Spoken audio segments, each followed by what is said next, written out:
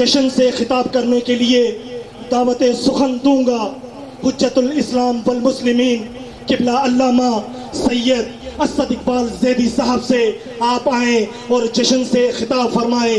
لا حول ولا قوة الا باللہ العلی العظیم۔ اعوذ باللہ من الشیطان اللعین الرجیم۔ بسم اللہ الرحمن الرحیم۔ الحمد للہ الذی جعلنا من المتمسکین بولایت امیر المؤمنین۔ الحمد للہ الذی جعل الحمد مفتاحا لذکرہ وسببا للمزید من فضلہ ودلیلا علی آلائہ وعظمتہ، ونصلی ونسلم علی خیر خلقہ سیدنا ونبینا وشفیع ذنوبنا وطبیب نفوسنا مولانا ابی القاسم محمد، والصلاة والسلام على أهل بيته الطيبين الطاهرين المعصومين المظلومين الذين أوجب الله حقوقهم وفرض الله طاعتهم على شيعتهم ومحبيهم ومواليهم أجمعين، ولعنة الله على أعدائهم ملعونين من يوم عداوتهم إلى أبد الآبدين.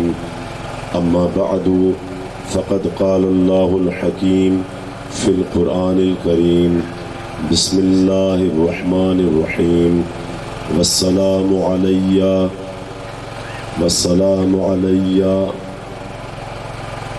درود پر محمد وآلہ محمد۔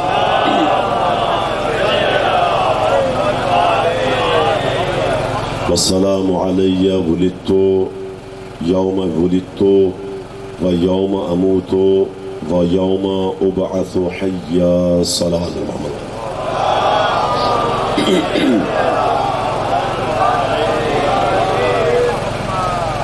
آپ تمام وزراء محترم، علماء کرام، شخصیات کی خدمت میں اور خاص طور پر امام زمانہ عجل اللہ تعالیٰ فرجہ شریف کی خدمت میں ہدیہ تبریک و تہنیت پیش کرتا ہوں۔ اس کی آواز تھوڑی سی بڑھا دیجیے گا، میں لمبی چوڑی گفتگو نہیں کروں، ماشاءاللہ جشن جو ہے بہت اچھے انداز میں ہو چکا ہے، تھوڑی سی ذمہ داری ہے چند جملوں پر، لیکن میں اس انداز سے ہٹ کے کوئی اور انداز بہتر مناسب سمجھوں گا کہ وہ اختیار کیا جائے، کیونکہ فضائل کا انداز آپ حضرات نے ماشاءاللہ بہت خوبصورت انداز میں سن لیا۔ ارشاد رب العزت ہے: والسلام علی یوم ولدت، سلام ہے مجھ پر جب میں پیدا ہوا، و یوم اموت، سلام ہے مجھ پر جب میں مروں گا، و یوم یبعث حیا، سلام ہو مجھ پر جب مجھے زندہ اٹھایا جائے گا۔ مختصر ترجمہ اور مختصر انداز میں آگے بڑھ کر ایک دو خاص نقطوں کی جانب آپ حضرات کی توجہ دلاؤں گا، کیونکہ جشن ہے صبر و وفا۔ اس نقطے پہ آخر میں گفتگو اور بات کو تمام کروں گا۔ مطالب تو بہت ذہن میں لے کر آیا تھا، لیکن بالکل شارٹ کرتے ہوئے انشاءاللہ آپ کی مدد سے سلسلے کو آگے بڑھاؤں گا۔ سلام ہو مجھ پر جب میں پیدا ہوا، جب میں مروں گا پھر بھی سلام ہو،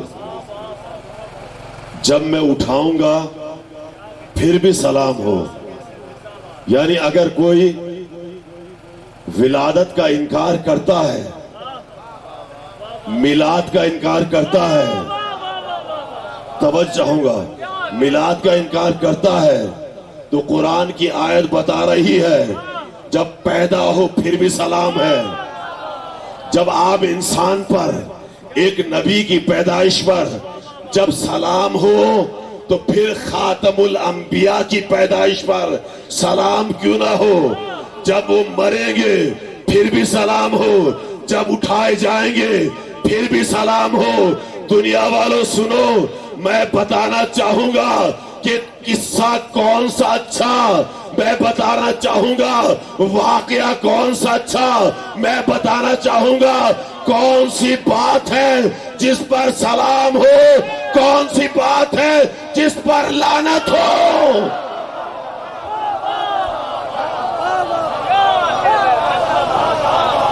بہت توجہ کے ساتھ آواز بڑھا دیجیے گا.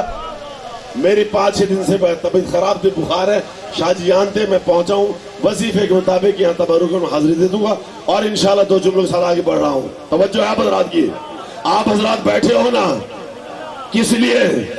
شان عباس سننے کے لیے، شان حسین سننے کے لیے. دنیا کہتی ہے یہ شان بدعت ہے، یہ واقعات بدعت ہے. دنیا کہتی ہے میلاد بدعت ہے، تو میں بتاؤں گا آؤ قصہ میں نہیں سنا رہا، قصہ خدا سنا رہا ہے.